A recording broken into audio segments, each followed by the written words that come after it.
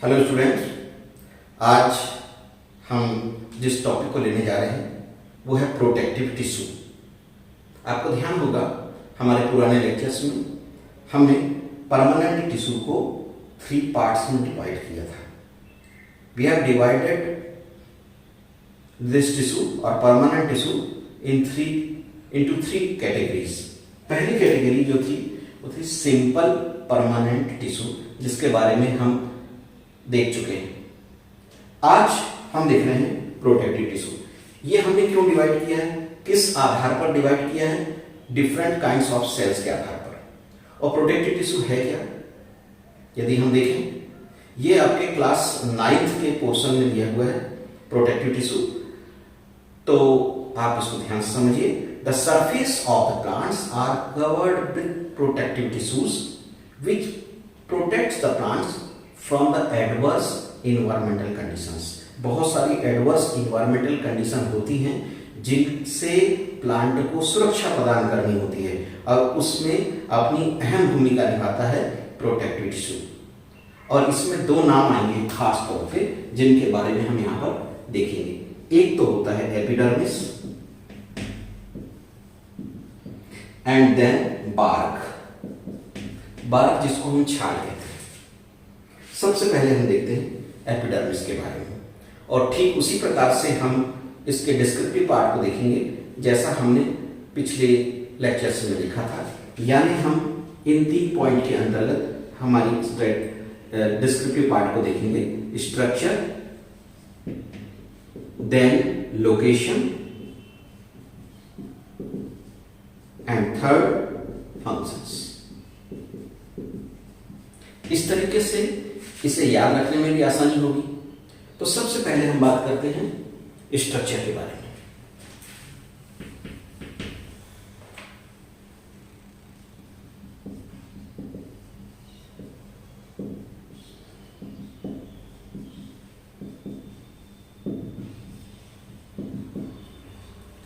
Structure में जब देखते हैं तो ये सबसे outermost layer of plant cell. पहली बात हो गई है कि ये सबसे आउटर मोस्ट लेयर होती है, सबसे बाहरी लेयर होती है। ठीक है। दूसरी बात, इट इज सुपरफिशियल। सुपरफिशियल है, कंटिन्यूअस है। कंटिन्यूअस का मतलब मैं आपको बता दे रहा हूं कि इसके बीच में इंटर सेलुलर गैप नहीं है, और composed of single layer of cells. तीसरी बात, composed of single layered cells. ठीक है, आपको बताया जा चुका है। Outer covering of stem, leaves and roots। क्लियर? अब आपको हमने ये भी बताया हुआ कि एक सिंगल लेयर के रूप में है। ये सिंगल लेयर मोटी हो सकती है। और एक बात और देखने को मिलेगी, आपके सामने एक डायग्राम आ रहा है, वहां पर उस डायग्राम में एक वर्ड लिखा हुआ है जिसको हम बोल रहे हैं ट्राइकोम्स। ध्यान दीजिए, ये ट्राइकोम्स क्या होते हैं? एक डायग्राम जो आपको यहां दिखाई दे रहा है, ब्रिंजाल के केस में दिखाई दे रहा है, भट्टे के केस में दिखाई दे रहा है, बहुत छोटे छोटे से फाइन हेयर लाइक स्ट्रक्चर्स आपको दिखाई दे रहे हैं उस डायग्राम में। ध्यान से देखेंगे तो आपको पता लगेगा। और इनका काम क्या होता है? भाई, सारा जो यहाँ पर आप स्टडी देख रहे हैं, जितना पढ़ रहे हैं, इसका उद्देश्य प्रोटेक्शन है। ठीक है। यहां भी जो इन्वायरमेंटल स्ट्रेसेस हैं, जो एडवर्स इन्वायरमेंटल कंडीशंस है, उनके अगेंस्ट में ये चीजें बेनिफिशियल है, फायदेमंद है। प्लांट में ये चीज है तो उनको प्रोटेक्शन मिल रहा है। ये ट्राइकोम्स केवल प्लांट के स्टेम में मिल रहा है ऐसा नहीं है। रूट में भी आप देखते हैं कि फाइन हेयर लाइक स्ट्रक्चर्स आपको दिखाई देती है, वहां भी आपको ट्राइकोम मिलेंगे। आपको अलग अलग तरीके से ये देखने को मिल जाएगा। क्लियर?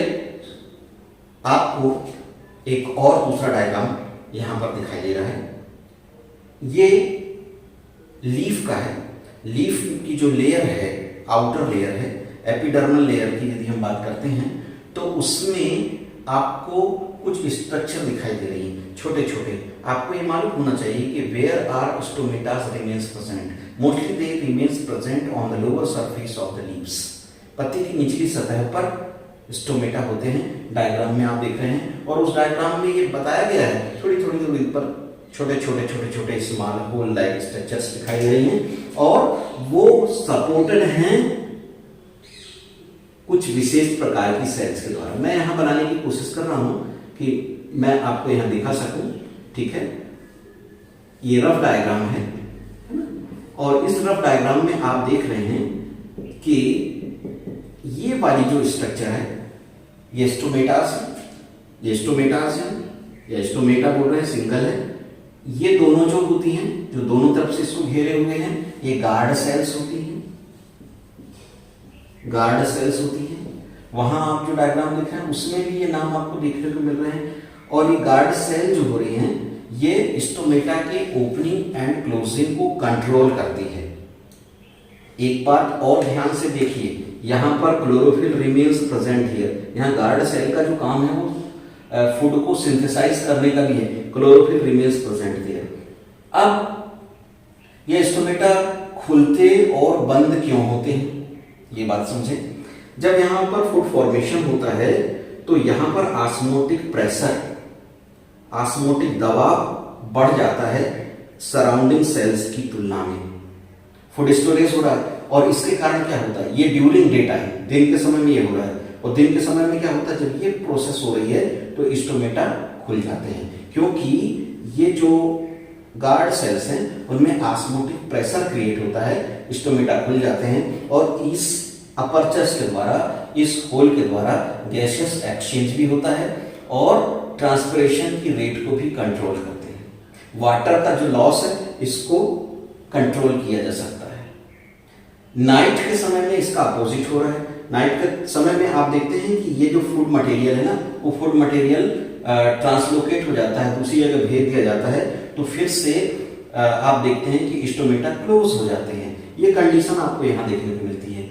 तो कुल मिलाकर तो हम ये कह सकते हैं कि इसका जो काम है एपिडर्मिस का, या यहाँ पर जो हम स्टोमेटा की भूमिका देखते हैं, भाई ये भी प्रोटेक्शन से रिलेटेड है। ये तमाम चीजें जो हम यहाँ देख रहे हैं कि उसको गैसेस एक्सचेंज को कंट्रोल करना है, वाटर लॉस को कंट्रोल करना है, ये सब क्या हो रहा है, एक प्रकार से प्लांट की सुरक्षा से ही संबंधित है। तो ये हमने देखा हुआ है स्टोमेटा के केस में। अब जो दूसरी बात हम यहाँ देख रहे हैं वो है बार्क। ये क्लियर हो गया है। और अब हम इसके बाद नेक्स्ट पॉइंट लेते हैं, जो हमारा एक और प्रोटेक्टिव टिश्यू का भाग है जिसको बोल रहे हैं बार्क या छाल। जैसे जैसे प्लांट पुराना होते जाता है तो जो आउटर प्रोटेक्टिव टिश्यू है उसमें कुछ चेंजेस होने लगते हैं। As plants grow older the outer protective tissue undergoes certain changes, उनमें परिवर्तन होने लगते हैं, ठीक है। और इसके साथ आप क्या देखते हैं, a strip of secondary meristem replaces the epidermis of stem. यदि हम स्टेम के केस में देख रहे हैं तो एक सेकेंडरी मेरिस्टेम जो होता है वो एपिडर्मिस, जो स्टेम की एपिडर्मिस है उसको रिप्लेस करता है। ठीक ऐसे ही जैसे हम देखें कि हमारी स्किन है, ऊपर की जो सेल्स होती हैं डेड हो गई, निकलते जाती हैं, एक ही रूप में नहीं निकल रही, टुकड़े टुकड़े रूप में निकलती हैं, आपको पता भी नहीं चलता है। और उसके साथ नीचे की जो सेल्स है वो उनका स्थान ले लेती हैं। बर्निंग की प्रोसेस, जब किसी कारण से स्किन का कोई भाग, ऊपर की सुपरफिशियल लेयर जल जाती है, आप देखते हैं कि नीचे से नई लेयर आ जाती है, ऊपर की लेयर हटती चली जाती है। डेड सेल्स के बारे में बात करते हैं। तो cells in the outside are cut off from this layer. जो बाहर की जो सेल्स होती है ना, वो इन लेयर से जो बन रही हैं इनसे कट ऑफ हो जाती है। और इस प्रकार से आप देखते हैं कि कई लेयर्ड थिक कॉर्क या बार्क बन जाती है, छाल बन जाती है। एक बात वहां पर आपको बतानी जरूरी है कि जो इनकी सेल्स होती हैं वो डेड होती हैं, कॉम्पैक्टली अरेंज्ड होती हैं और इनमें इंटरसेलुलर स्पेस मैं आपको पहले बता चुका हूं कि सेल्स के बीच में जो गैप होता है वो नहीं होता है। फिर दूसरी बात होती है बार्क जो होती है थिक वाल्ड होती है। आपको देखने को मिलेगा जो पुराने ट्रीज हैं उनके ट्रीज के बाहर साइड में देखिए छाल दिखाई देती है और उसमें कई बार आप देखते हैं कि एक फैटी सब्सटेंस का डिपोजिशन हो जाता है, उसको बोलते हैं सब एरिन का डिपोजिशन हो जाता है।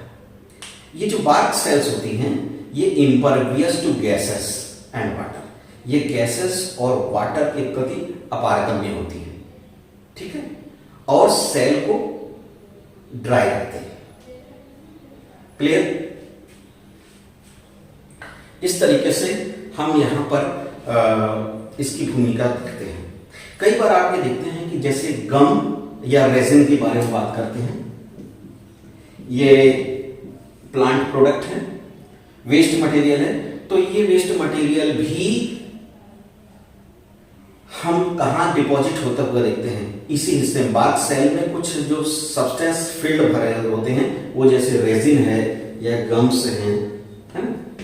और जब आप कई बार देखते हैं कि यदि ये भाग थोड़ा क्षतिग्रस्त होता है या डैमेज होता है तो वहां से निकलता है गम्स या रेजिन निकलता है, बाहर निकलता है ना। और इस तरीके से हम प्रोटेक्टिव टिश्यू की भूमिका देखते हैं। और साथ में हमने आपको यहाँ पर जो एक दो बातें बताई है रेजिन या गम्स है उनके बारे में भी आपको पता चलता है, सब एरिन के बारे में बताया, सब एरिन क्या है ये आपको यहाँ पर क्लियर होता है। ये बहुत ज़्यादा बड़ा नहीं है, आपके लेवल के हिसाब से यहाँ पर इतना जानना सफिशिएंट है। फिर तो हायर सेक्शंस में यदि आप बात करेंगे तो ये काफ़ी डिटेल में देखने को मिलता है। तो जहाँ जैसी जरूरत होगी हम आपको जरूर बताएंगे, अभी आपके लिए इतना ही जानना जरूरी है। और इसके बाद जो तीसरा टिश्यू जो है, तीसरा परमानेंट टिश्यू है, वह है कॉम्प्लेक्स परमानेंट टिश्यू, जिसको अब हम देखते हैं।